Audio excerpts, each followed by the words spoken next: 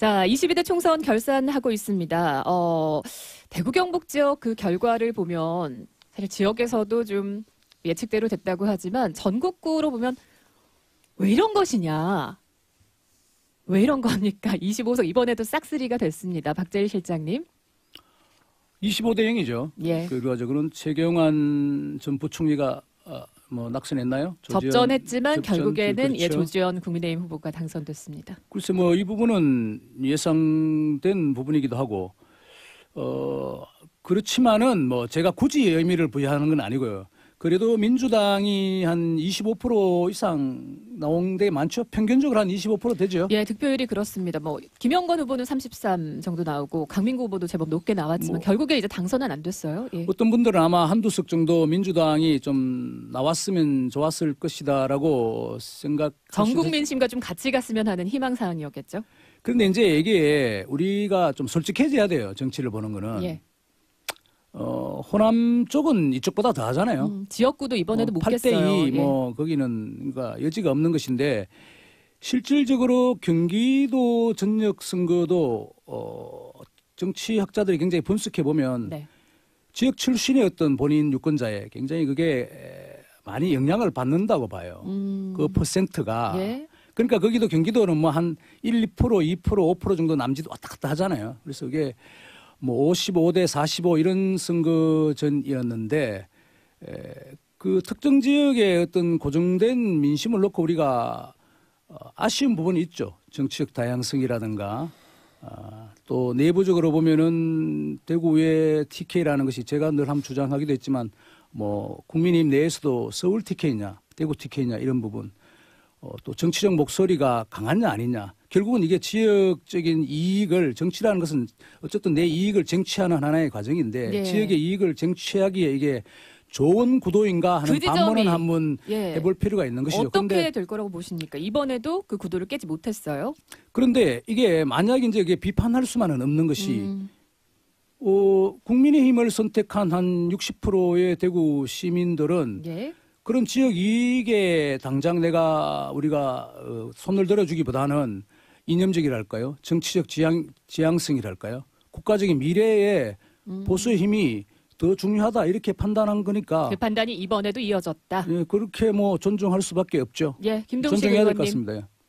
네, 저는 매일신문 기자 지역에서 였다가 지금은 YTN 기자를 하는 분의 페이스북 글을 대신 한번 인용해 보겠습니다. 그분이 쓴 글입니다.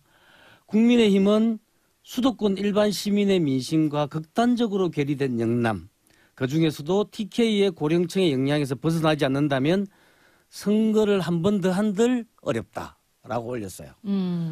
대구 경북이 국민의힘을 지지하고 이런 것들은 할 수 있습니다. 그런데 이 생각들 그리고 지지 성향들이 극단적 우경화는 오히려 그 지지자들이 그렇게 아끼고 애지중지하는 국민의힘의 전국 정당화를 막을 것이다.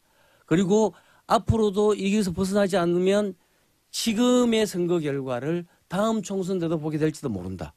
이런 말씀을 꼭 드리고 싶습니다.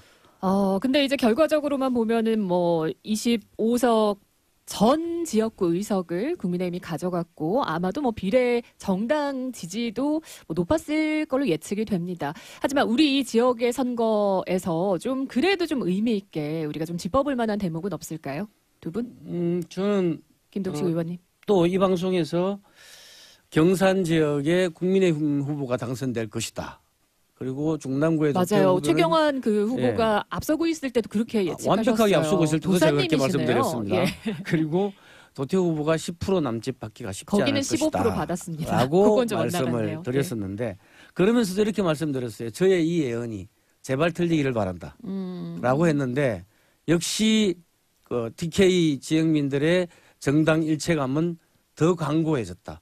오히려 갈수록 더 심해지고 있다는 느낌이 들어요. 왜냐하면 총선에서 민주당 계열 그러니까 비국민의힘 계열 후보들이 예전 선거에서는 30%에서 35% 정도를 득표했었는데 이번에는 25%에서 30% 좀 낮아진 정도. 건가요? 예.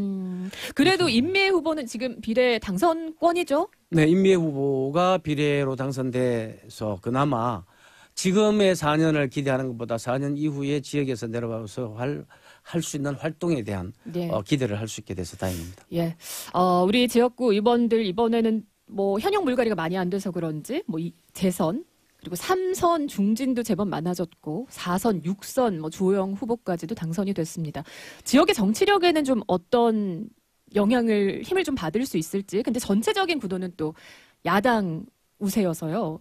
박재일 글쎄 시장님 아무래도 어떤 거죠? 개인적으로 정치인들이 성공한 사례가 많겠죠. 3선, 4선, 뭐 5선까지 있고 하니까 그분들이 실질적으로 국회에 들어가면 상임위원장이나 이런 자리가 돌아올 수 있기 때문에 지역의 좀 소소한 프로젝트나 지역 발전을 위해서는 다선 의원들이 좀 중요할 수 있습니다. 그 부분은 소득이랄까 이삭죽기 형식의 어떤 지역적인 소득인데, 근데 자꾸 이제 지역적인 어떤 25대 0, 아니 뭐 호남의 뭐 20대 0 뭐 이런 식의 어떤 이 얘기가 나오고 있지만, 제가 보기에는 그 지역의 어떤 그 정치적인 패턴을 우리가 폄훼한다면은 이거 일수라기보다 개선하기 어려워요. 예. 제가 보기에는 이게 포인트는 이게 좀 한편으로 보면 세월이 말해줄 것 같아요, 그게.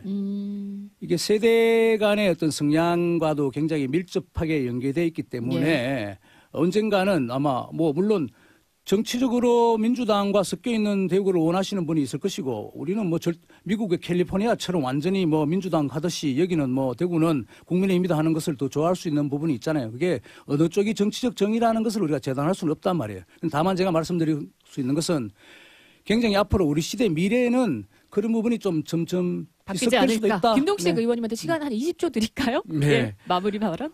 뭐 좋습니다. 국민의힘을 지지하는 것도 좋지만 부산, 경남 이번 선거 결과처럼 대구 경북에서도 민주당에서도 괜찮은 후보들이 와서 도전할 수 있는 기회를 얻을 수 있는 정도의 표, 이 정도의 표는 받아내야 되지 않을까라는 생각을 했습니다. 예, 박재일 실장님, 김동식 전 의원님 두 분과 함께 총선 결과 함께 총평해봤습니다.